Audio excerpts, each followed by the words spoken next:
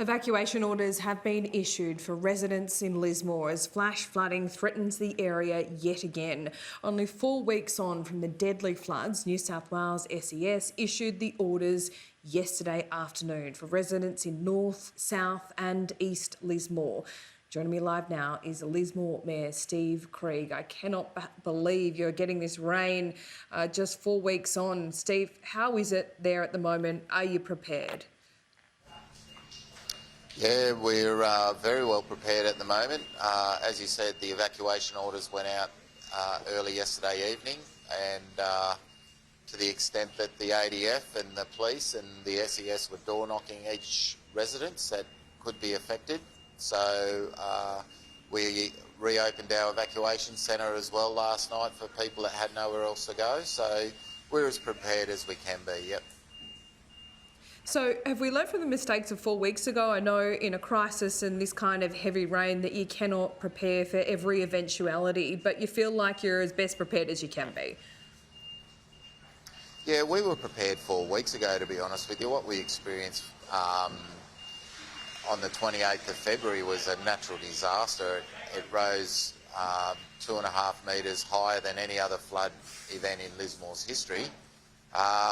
If we get what they're forecast, the worst case scenario, they're looking around a 10.5 metre flood, which is just coming over the levee bank and coming through about a metre through our CBD area and through the lower lying homes in North and South Lismore.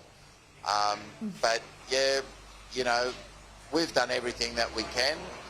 There wasn't a hell of a lot of stuff to move up this time, obviously, because most of it was trashed 4 weeks ago.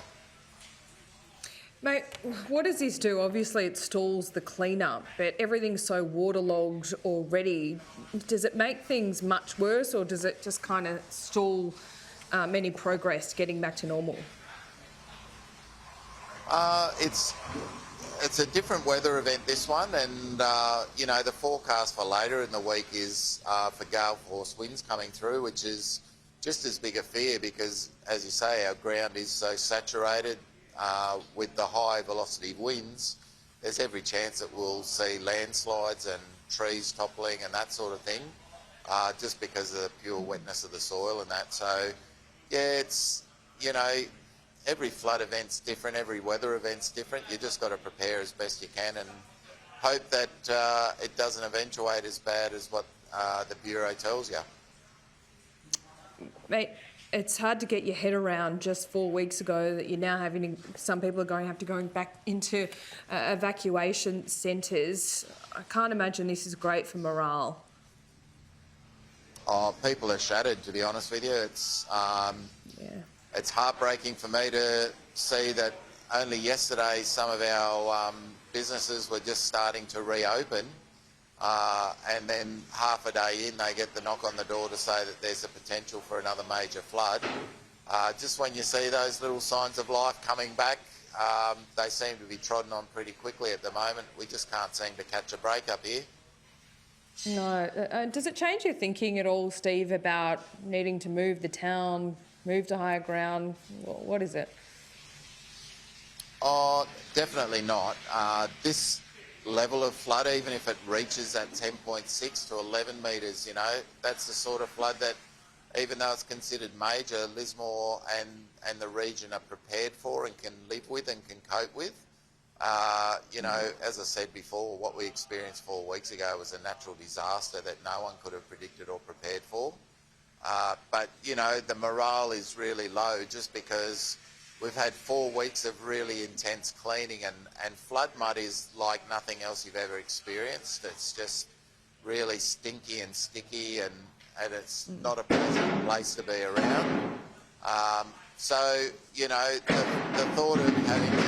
Sorry, got a bit of construction going on. That's all right. Don't apologise for that, Steve. We like that sound. We know there's things happening there in Lismore. Now, just before I let you go, there's so much sympathy right around Australia for you, for the people of Lismore. I know you can't do much with sympathy, but how can we help? You know, just the thoughts and prayers mean so much to us, to be honest with you. It's really heartwarming to know that the whole country's sort of thrown their support behind us. Means the world to us. Sometimes when you're going through this and you're sitting in a puddle of mud up to your neck, sometimes you feel very isolated and alone, and just the thought that people are from around the country, and people have been amazing. We've had volunteers coming in from literally all around the country to help us with the clean-up, and that just makes us feel so much better that people actually care about us. Steve, we're with you, mate. We hope this rain comes and goes very quickly. We'll speak soon. Thank you.